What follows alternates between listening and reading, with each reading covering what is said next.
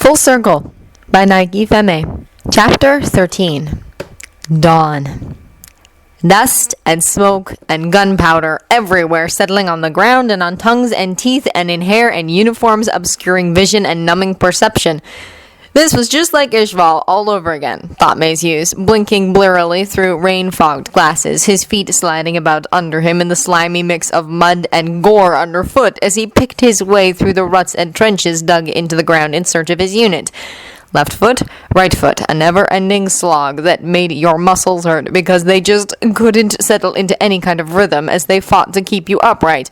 All around him, men were struggling with each other, intent only on survival, and he was forced to draw his sidearm a couple of times and put a bullet through the head of some poor soul whose only sin was being there. Yep, Ishval all over again, except that Roy wasn't next to him. But this time that was alright because Auric would watch out for Roy. He knew he would, and not just because of that contract either. He only hoped Roy wouldn't incinerate him when he discovered the ruse his old friend had dreamed up. Perhaps if he threatened to will all his pictures of Alicia to the Flame Alchemist? Sir! And a familiar face appeared out of the murk. It was right. It was Major Armstrong, looking much the worse for wear.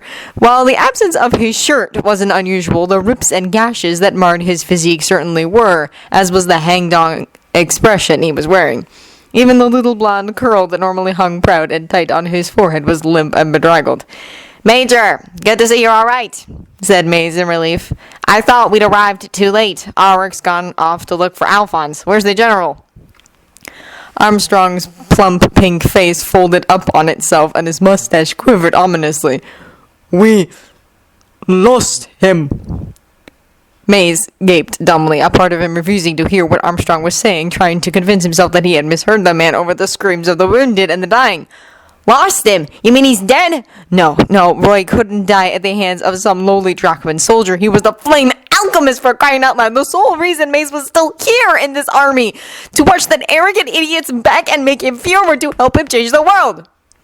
"No, the homunculi took him to the Fuhrer," hiccuped Armstrong. "Alphonse Gunn went after him and hasn't come back." "What do the homunculi have to do with the Fuhrer?" blurted Maze in confusion. And then a horrible, sickening comprehension hit him like a ton of bricks as, with a neat, tidy click, all the puzzle pieces fell into place. The sudden hostilities by Drachma, the claims from both sides that it was the other party that had violated the non-aggression pact first, the countless schemes made by various factions to cast aspirations on Mustang's reputation and have him arrested, the multiple attempts on Roy's life, especially as the war had escalated and Roy's ceaseless machinations were sometimes all that stood between hundreds of men and certain death, because of some foolish military stratagem dreamed up by the Fuhrer. "He's one of them, sir," said Hawkeye softly, squelching up to them. She looked exhausted, and her eyes were red from the smoke in the air. Maze could dimly make out the remains of what looked like a company coming up behind her, and the recognizably lanky figure of Lieutenant Havoc, with a glowing cigarette in his mouth, motioning to a section to split off and form a defensive perimeter around the officers. How on earth that man was managing to keep it all alight in this rain was beyond him. "The real enemy isn't Drachma. The homunculi stirred up the war for their own purposes. We've had a hell of a time distinguishing friend from foe, because some of the men are remaining loyal to the Fuhrer, and others were in league with him all along." Armstrong nodded. "When the homunculi attacked, they were obviously targeting the general and Alphonse. I saw Lust run him through with her claws and with the rain." He broke off, and for an awful moment Maze thought he was going to cry here in the middle of the battlefield, in the middle of all this death, and he wanted to say something, anything to remind him that the men were watching, and that as much as he might share Armstrong's fears, they couldn't do this right now. And then Major Alex Louise Armstrong straightened and lifted his chin high in that proud manner that had defined generations of Armstrongs in loyal service to their country, and continued. "The rain impaired the general's offensive capabilities, sir. I would have gone after him, but I felt it important to remain and rally our men, so as not to lose our forward momentum. We've broken the back of the Drachman forces, sir. Lost about half our men in the process, but the line is still intact. We're focusing on containing the Drachman forces, and they haven't put up so much resistance since the homunculi revealed themselves. Seems like they're starting to realize who the real enemy is here." Wounded are being evacuated to the MASH. Reports so far are coming in, and it seems that there are still lots of fighting going on centered around a few of the homunculi. We were planning to regroup and then send out a search and rescue party for the General and Major Elric. I should have gone with him, Hawkeye said bitterly. Havoc looked like he wanted to say something badly, but instead turned away, his shoulders slumping. Maze closed his eyes for the briefest instant as his friend's face flashed before his eyes, then let out a shuddering breath, swallowed hard, and pulled his shoulders back, the very image of an officer very much in command of the situation. He could literally feel the tension in the air lift fractionally as the men recognized that the chain of command had been reinforced, but the weight on his shoulders seemed to have increased exponentially. How did Roy do this all the time? He pushed the thought from his mind and forced a confident smirk onto his face.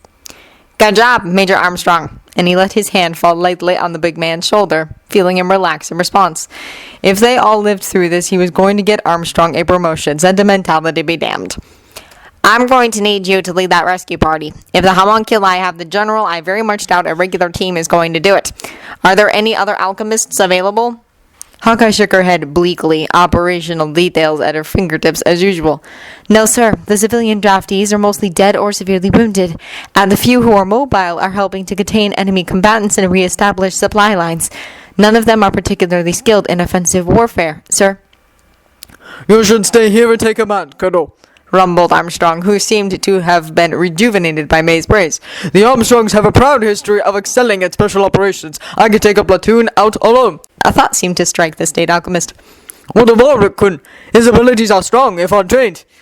Auric's busy with something for me, hedged Maze. That earned him baffled looks all around, and Hawkeye was opening her mouth to press him further when there was a choked cry from one of the sentries. Havoc swore, dropping his cigarette. Schmitzy, report! Hawkeye had dropped to one knee protectively in front of May's rifle at the ready. The rain had slowed to a drizzle, but the early morning mist was making it difficult to see much more than a few feet. For a moment, the only sounds were the sharp clicks of guns being cocked, juxtaposed against the duller background roar of distant artillery fire. And then a sultry purr interposed itself into the group. Are those really guns, or are you gentlemen just happy to see me?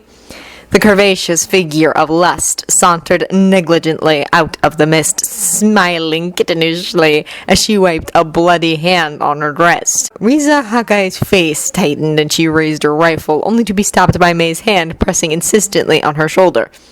The Sin nodded amusedly at that. I take the dear Colonel's advice, sweeting. You may be female, but you're no woman, and hardly a match for me. What have you done with General Mustang? Asked Maze coldly, eyes flickering over the Sin as he tried to find a weakness he could exploit. Come on, think you're supposed to be the devious one. Where is Auric? Nothing. Although I'd certainly welcome the opportunity to do him, murmured Lust, tracing a fingertip thoughtfully over her collarbone suggestively. But selfish pride is keeping him all to himself. He gets that way, you know, and envy has some score or another to settle with whichever Elric brother it is you've dragged along. That boy is just too good at keeping grudges. She smiled lazily. So I thought I'd come play with you instead. Don't you feel special? And without warning, she launched herself lithely at Maze, only to be thrown to the ground, screeching as Hawkeye spun her rifle dexterously in her hands and planted the butt of it firmly into the Sin's stomach as she passed overhead. A nasty sneer crept over Lust's face as she stood easily, fingers lengthening into vicious claws. Riza Hawkeye glared back, unfazed. Major Armstrong, get the Colonel to safety, and find the General! No one blinked at the fact that Hawkeye was giving an order to a superior officer, and Maze found himself being plucked from the ground and buried against the vast bulk of Armstrong's body as the alchemist threw up a wall of dirt, forming a shield between the pair and the Sin. Lust snickered. No wonder the General never once noticed you. You're practically a man. Men don't like to be ordered about, darling. They like to be seduced by our feminine wiles. You really could stand to be a little less frigid. Alpha Company, ready your rifles, snapped Hawkeye stonedly. You have 10 seconds to surrender, homunculus. The smile evaporated from Lust's face. You're starting to bore me, Captain. 5 seconds.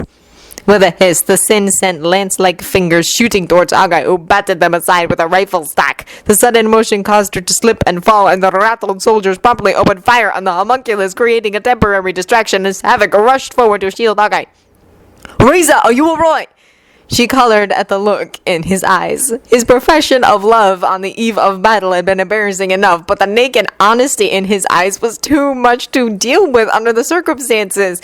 He seemed to sense her discomfort as he pulled back quickly, extending a impersonal hand as she struggled to get up.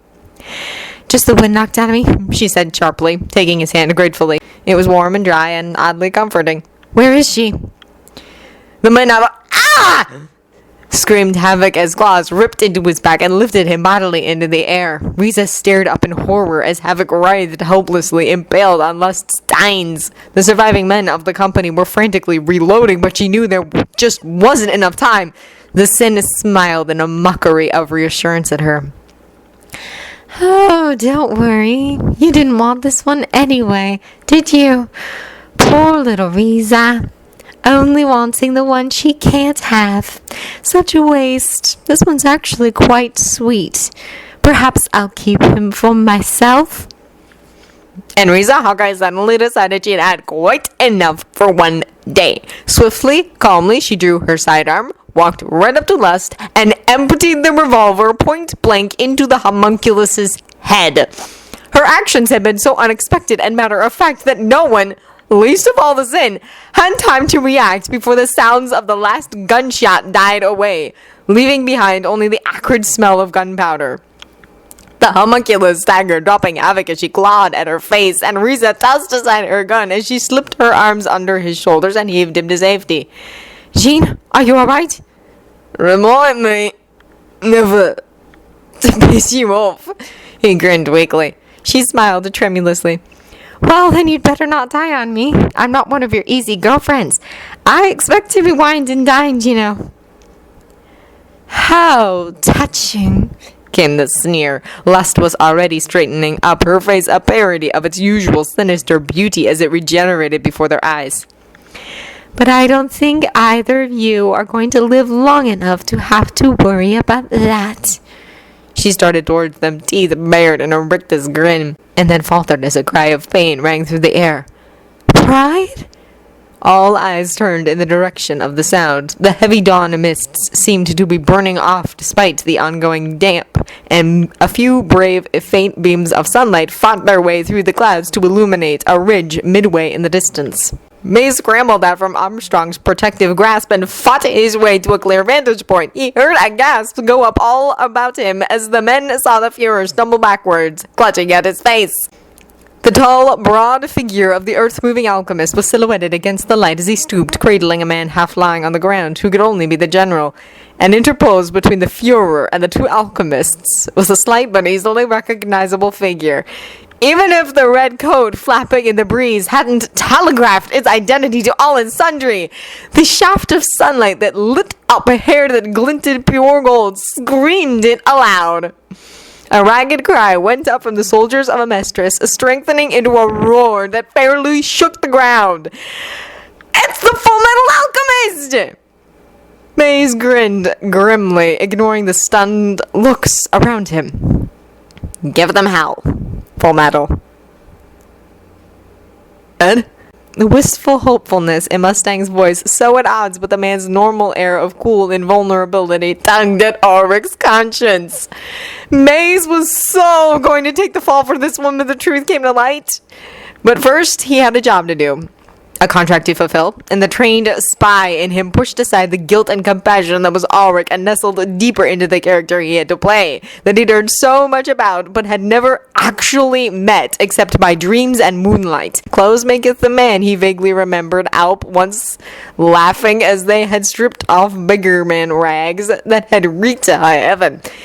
And so he allowed himself to settle into the unaccustomed tightness of the coat around his shoulders, so different from the loose folds of his cloak, the heavy stiffness of his leather pants, the softness of the gloves against his skin as he shoved his hands deeper into his pockets, almost but not quite slouching, as he rolled his eyes irritably and stepped over the general's prone figure, subtly putting himself between the man and the Fuhrer.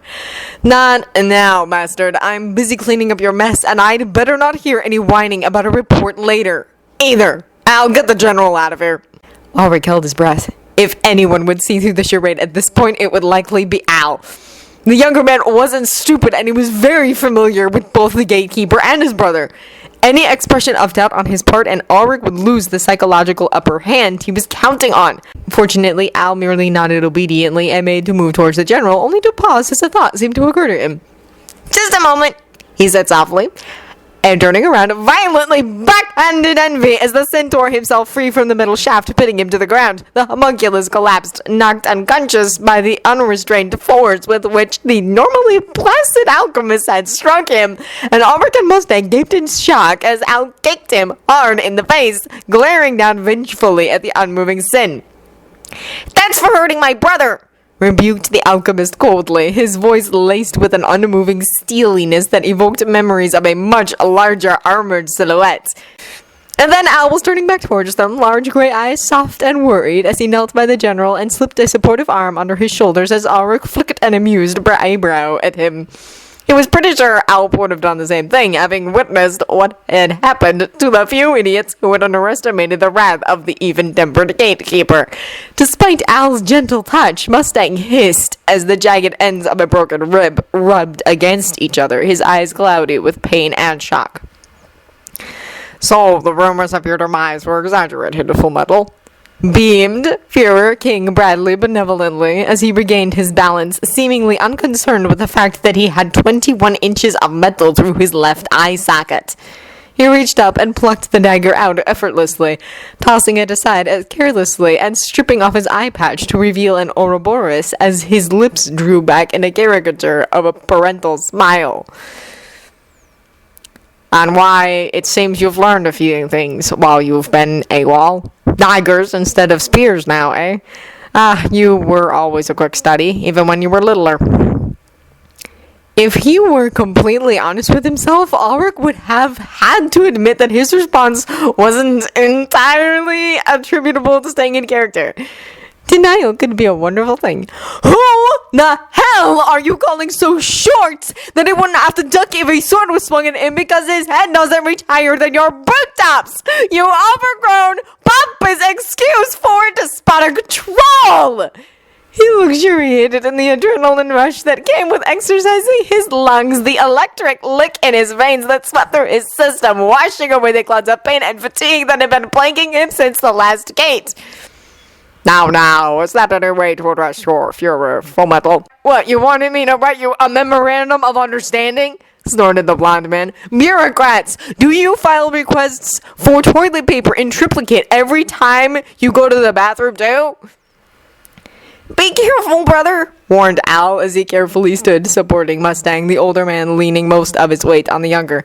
"He's a homunculus too. Pride!" "Really?"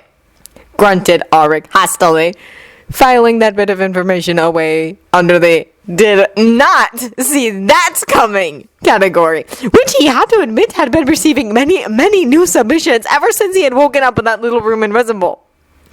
"Well, I guess that explains why you aren't dead yet, then." Pride shook his head sorrowfully. "Fullmetal, it breaks my heart to see you behaving this way. After all, it was I who welcomed you into our ranks." "I earned my place myself, you patronizing son of a bitch!" snarled Auric, and oddly enough, felt genuine resentment bubbling up. Before you could examine the reason for this feeling more closely, however, another sensation more familiar, more recent, began to make itself known. He frowned in confusion. It seemed to be coming from the homunculus before him, and it felt like the energy beacon that he used when opening a gate. The Gatekeeper rifled feverishly through his near-photographic memory. What had Alan Mustang told him about these creatures? Named for the 7 deadly sins, they had no souls, amazing regenerative abilities, In order for them to be able to mimic human form, they required fragments of an incomplete philosopher's stone. The lives lost in the stone provided energy. Energy! Oh my! Auric felt a lovely feeling begin to work its way up from his belly like a nice warm bubble of pure smugness, and his golden eyes danced with a hint of malice as a broad smile spread over his face. Ow, get moving. Don't worry about me. You know what they say about pride, Fullmetal, chuckled the Sin, and faster than the eye could follow, he had drawn his saber and lunged at the slight youth. But just as quickly, Auric had ducked and rolled, coming gracefully up into a ready position, size drawn. What? Pride asked in feigned concern. No alchemy. I'm disappointed in you, Fullmetal. Have the intervening years caused you to lose your touch? Your certifications must be hopelessly out of date. Mustang's head snapped up, and a great light of understanding dawned in his eyes. Auric didn't meet his gaze, ruthlessly suppressing the bitter bile of guilt welling up in his throat. A hot wave of resentment surged up abruptly, railing against the threads of fate that had led him to this moment in this place to be the cause of such disappointment, and he lashed onto the redness of rage to parry the Sin's attacks, even as his mind dimly processed the roar of soldiers around them, flinging themselves back into the fray with renewed vigor. They sang the name of the Fullmetal Alchemist on their lips like a prayer and an invocation, a war cry, a hail to their hero who had returned in their hour of need. He was moving on pure instinct as he wove in a macabre dance with a Sin, slash, parry, block, attack, counterattack, recovery, blades going flick, flick, flick, flick. And then he caught the saber in the tines of his size and ripped it out of the Sin's hands, sending it flying through the air. Pride staggered back, and Auric sheathed his size contemptuously, grinning wolfishly, his eyes glowing as he tossed his sweat and waterlogged braid back behind his shoulder. Energy. Al stared at his erstwhile brother in fascination. The blonde man threw back his head and laughed. You want alchemy, mein Führer? I'll show you alchemy. And in a swift rush, he leapt forward, clapping his hands together and slamming his palms into the Sin's chest, fingers curling into fists as he yanked the homunculus's face down at his. Pride's one good eye widened, and he struggled desperately as he felt the energy draining from the philosopher's stone and into the human with the mocking golden gaze. He scrabbled blindly, grasping at the man's arms, and his mouth opened in a wordless cry as he felt not one, but two flesh and blood arms. Auric smiled innocently. Oops. You know what they say about pride. And the homunculus shrieked as he disintegrated into a sodden, oozing mass that shuddered and fell apart until it was indistinguishable from the other gore that decorated the battlefield. A dull, brownish red stone made a sad, small splatter as it fell into the mud underfoot and crumbled into dust. The Gatekeeper could feel the energy he had drawn from the homunculus run buzzing and tingling through his blood, creating a feeling of lightheadedness. He focused on pushing it down through his body and into the ground, letting the excess bleed off, but using some of it to replenish his worn-down reserves, savoring the feeling of fullness, of being recharged, rejuvenated, reborn. He stretched luxuriously and cast a look of distaste at the quivering, bloody mess at his feet. It goes before a fall.